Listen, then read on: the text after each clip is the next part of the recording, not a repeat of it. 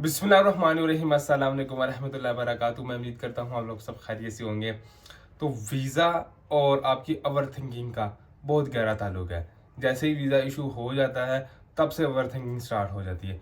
अभी तक मैं तो इस प्रोसेस से नहीं गुजरा, लेकिन जितने भी मेरे सब्सक्राइबर हैं वो ये stress till the end of the case ये फील करते रहते हैं। अगर मैं एक वाइफ की बात करूं, अगर वो पाकिस्तान के अंदर है और उसके हस्बैंड बाहर है और काफ़ी अरसे के बाद उन्होंने इनविटेशन का जो है वो इजरा करवाया है, तो वाइफ को तो पहले ये यकीन ही नहीं होता कि इन्होंने नोरा अफ़सा के लिए अप्लाई किया है या नहीं किया। तो उस सिलसिले में भी हमसे मैसेजेस आते रहते हैं कि मेरे हस्बैंड ने महीना हो गया है, 6 महीने हो गए हैं, 8 महीने हो गए हैं, नोरा अफ़सा इशू करवाया हुआ है, तो इस पे कितना टाइम लगेगा, ये कब आएगा। तो ओवर थिंकिंग में वो सिस्टर्स चली जाती हैं और सोचती हैं कि उन्हें यकीन ही नहीं आ रहा होता कि हमारे हस्बैंड ने ये काम किया है। ठीक हो गया, इसके बाद जब नौला सा उधर से इशू हो जाता है तो उस वक्त तक इनको यकीन नहीं होता जब तक इनके हाथ में वो चीज़ ना आ जाए।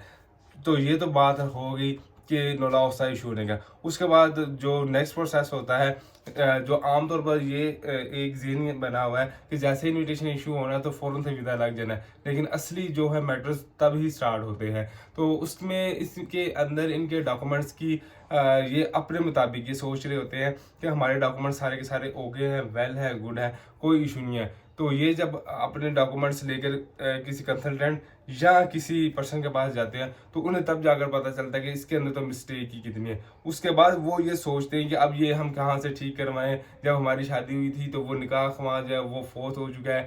वो वाले इश्यूज इनके जहन में चल रहे होते हैं और इनको एक टाइम पे यूं लग रहा है कि हमारे डॉक्यूमेंट्स तो कंप्लीट होने ही नहीं है। तो जैसे जैसे करते करते इनके डॉक्यूमेंट जब कंप्लीट हो जाते हैं तो ये नेक्स्ट स्टेप इनका होता है फॉरेन ऑफिस में जाने का।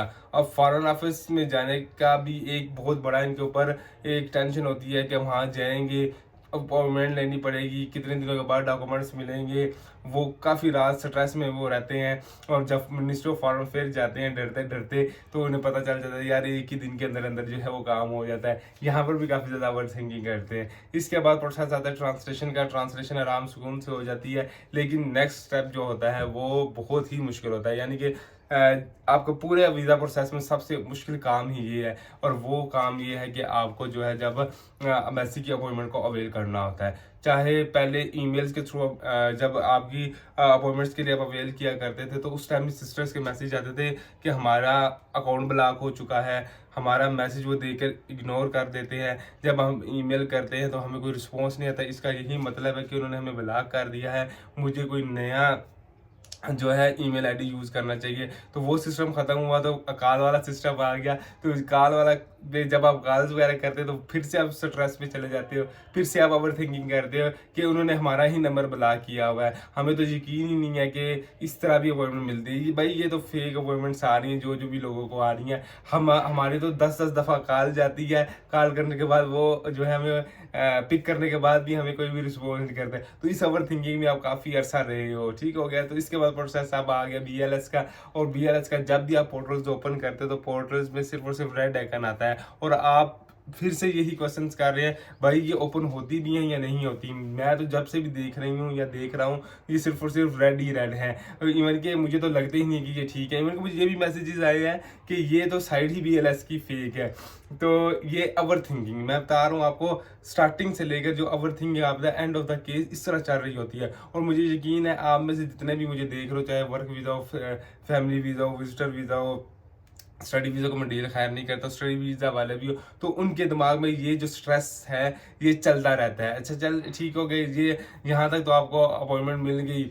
उसके बाद जब आपका पासपोर्ट या वीज़ा सबमिशन हो जाता है एम्बेसी के अंदर, उसके अंदर आप क्या ओवर थिंकिंग और क्या टेंशन में आते हो कि आया क्या हमने अपना फ़ोन नंबर ठीक लिखा है या नहीं लिखा है, या ईमेल ठीक लिखी है या नहीं लिखी। और कुछ अरसा गुजर जाए और मीनवाइल आपके साथ दूसरे लोगों को रिस्पॉन्स आना शुरू हो जाए तो आपको यूँ लगता है कि हमारा जो केस है कहीं कूड़े या रद्दी में उन्होंने फेंक दिया है, हमें रिस्पॉन्स नहीं आएगा। तो उसके लिए भी आप हमसे कॉन्टैक्ट करते हो, हमसे मैसेज करते हो भाई हमें कोई कॉन्टैक्ट बताएं, या कोई फलाना एजेंट कह रहे इतने पैसे लूँगा तो आपका जल्दी केस हो जाएगा। तो ऐसा भी चक्कर कुछ भी नहीं होता, आपको सर सिर्फ और सिर्फ वेट करना पड़ता है। मैं आपको बता दूं कि सब्र का फल मीठा मीठा होता है और इटली वीज़े में आपको सिर्फ और सिर्फ सब्र ही करना पड़ता है।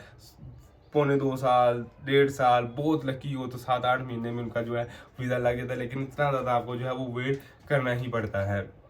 तो जब आपको अल्लाह अल्लाह करके इंक्वायरी की कॉल आ जाती है, तो उसके बाद फिर से आप ओवरथिंकिंग करना शुरू हो जाते हो, आया कि हमारी इंक्वायरी क्लियर हुई है या नहीं हुई, अब पता नहीं एम्बेसी में वीज़ा देगी या नहीं देगी, अब पता नहीं क्या इशू होगा या नहीं होगा। तो इसी सोच में आपका वीज़ा लग जाता है और आपको जो है वो पासपोर्ट मिल जाता है। अब इसके बाद एक और नया प्रॉब्लम आप लोगों के लिए स्टार्ट हो जाता है, जो एंडिंग में होता है उसके ऊपर मेंशन होता है कि आपने 6 महीने या साल के अंदर अंदर ट्रैवल करना था। तो फिर आप दोबारा से ओवरथिंकिंग करते हो, यार महीने बाद चली जाऊंगी, 1.5 महीने बाद चली जाऊंगी, तो जो एयरपोर्ट वाले हैं वो मुझे रोकेंगे तो नहीं, क्या मुझे एंट्री मिलेगी या नहीं मिलेगी। तो ये सारे के सारे स्ट्रेस ये 6 मिनट की वीडियो में मैंने बताए हैं, कंक्लूजन की। और मुझे यकीन है इस वीडियो के नीचे मुझे बेशुमार कमेंट्स आएंगे, और जो मैंने बातें की हैं 100% ठीक है। अगर आप लोगों के साथ किसी के साथ भी ऐसा सीन हुआ है तो लाजमी जो है कमेंट बॉक्स में बताइएगा। तो नेक्स्ट वीडियो तक के लिए अपना ख्याल रखिएगा, चैनल पर प्यार दिएगा। अल्लाह हाफिज़।